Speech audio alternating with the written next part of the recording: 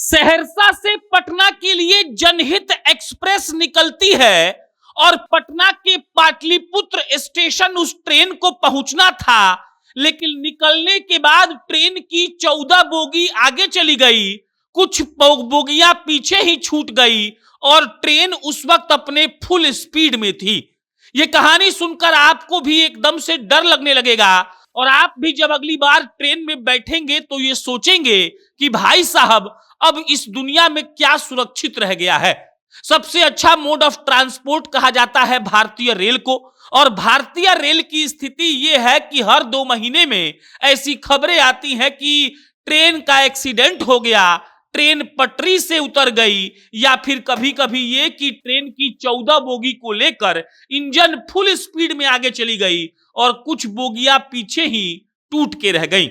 ये कहानी है बिहार के सहरसा से चलने वाली जनहित एक्सप्रेस की, जिसको पाटलिपुत्रा स्टेशन पर पहुंचना था।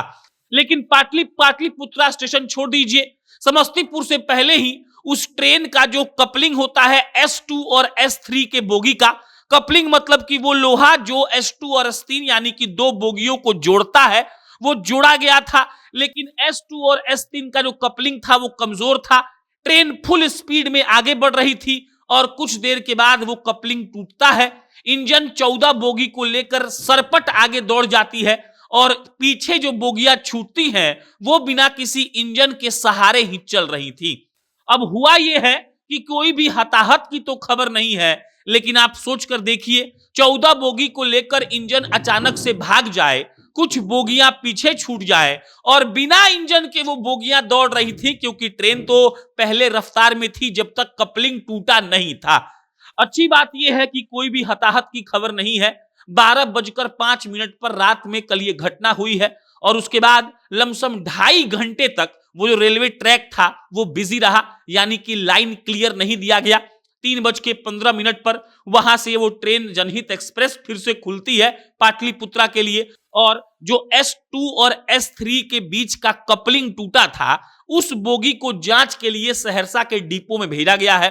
कहा जा रहा है कि कपलिंग कमजोर हो गया था इसीलिए टूट गया। कई लोग तो ये कह रहे हैं कि ट्रेन उतने स्पीड में नहीं थी, अगर ट्रेन ज्यादा स्पीड में होती और इंजन 14 बोगी को लेकर आगे बढ़ जाता तो जो बोगियां बची थी उनका स्पीड ज्यादा होता और हो सकता था कि वो बेपटरी हो जाए। लेकिन अच्छी खबर यह है कि बेपटरी तो नहीं हुई। सुबह सुबह जब खबर मालूम पड़ा तो लोग भी सकते में आ गए। जब उस ट्रेन के अलग बोगी को सहरसा के डिपो में जांच के लिए भेजा गया तब जो लोग उसमें बैठे थे उनको भी शिफ्ट कर दिया गया। वो लोग एकदम सहमे हुए थे।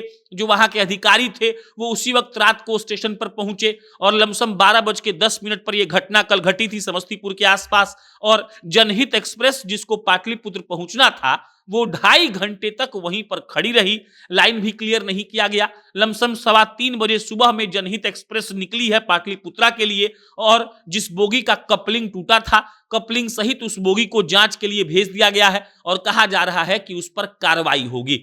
मिला जुलाकर ट्रेनों की स्थिति फिलहाल भारत में ठीक नहीं चल रही है।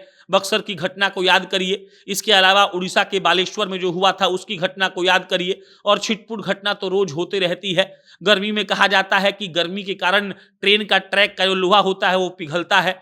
ठंड में क्या बहाना है, कोहरा के अलावा ये समझ से परे है। लेकिन जिस तरीके से एहतियात बरतना चाहिए वैसा एहतियात बिल्कुल नहीं बरता जा रहा है, जिसके चलते जो ट्रेन में बड़ी संख्या में लोग सफर करते हैं उनके जान पर नुकसान हो सकता है, उनका जान खतरे में आ सकता है। बाकी इस पर कोई अपडेट आएगा हम आपको इत्तला करेंगे। मेरा नाम प्रशांत है। बहुत बहुत धन्यवाद।